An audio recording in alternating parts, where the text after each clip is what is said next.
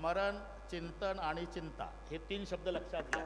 आता याला जोड्या लावा होत्या ना, जोड्या लावा. स्मरण भूतकाळाचं असते रमाकांतजी, स्मरण भूतकाळाचं, चिंतन वर्तमानाचं आणि चिंता भविष्याची असते. कसं होतं कसं झालं हे स्मरण भूतकाळाचं आहे. इथं बसलेली माणसं सुद्धा विचार करतात की घाई घाई आलो, कुलूप लावलं, ओढून नाही पाहिलं, कधी लागत नाही, लागलं असेल का नाही असं चिंतन चालू आहे 2 वाजेपर्यंत. हे वर्तमानाचं, घरच्या कुलपाचं चिंतन वर्तमानाचं आहे, स्मरण भूतकाळाचं आहे आणि चिंता भविष्याची आहे. मग चिंता करायची गरज नाही का, फक्त चिंतन करा. साधी गोष्ट आहे. ते लग्न झाल्यावर साधा दुष्टस्वरूप आहे. पत्नी पतीचं नाव घेत असते. ते पुस्तकही भेटतं बरं का रमाकांतजी, पुस्तक भेटतं ते पंढरपूरच्या यात्रेत, कोणाला लागत तर घेऊन या. आणि त्याच्यात जसं तसं पाठ केल्या जातं. तुम्हाला गरज नाही काजय महाराज, तुमचं होऊन गेलं.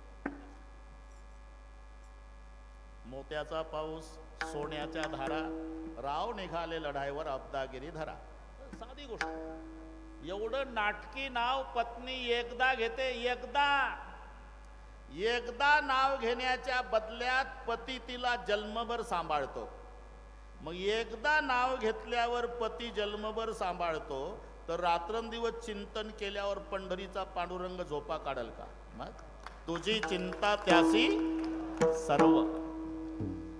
म्हणून तुका म्हणे काय नव्हे त्या करिता चिंता वातो आता विश्वंभर. आणि एकदा त्याचं चिंतन केलं ना, मग तो कृपा सिंधू निवारी साकडे.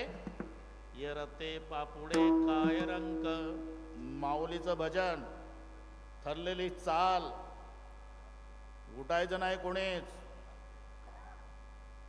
महाराष्ट्राला शिस्त लावणारा कार्यक्रम आहे हा. बरोबर करू आपण. पहिल्या वेळेला साहेब गेल्या पहिलं कीर्तन माझंच. ताईने अधिकारी पाठवले. ते आल्यावर मला भेटले, म्हणले हेलिपॅडचं करायचं आहे. म्हटलं कशासाठी? हेलिकॉप्टरची व्यवस्था. बरेच लोक 6-6 महिने तेच दाखवतात. हेलिकॉप्टरमध्ये बसलो, तेव्हा ताईच्या समोर सांगतो. मी म्हटलं थांबा थांबा थांबा थांबा, काही करू नका, सगळे करतो मी बरोबर, तुमच्यापेक्षा चांगलं करतो. मी म्हटलं मला मिजाज करायची नाही. आनंद झाला का दुःख आहे? रात्रभर माझ्या गाडीनं येतो म्हटलं. सकाळी आलो हजर. एवढा समाज, कुठेच जागा नाही. आणि 2 तास आम्ही कीर्तन केलं.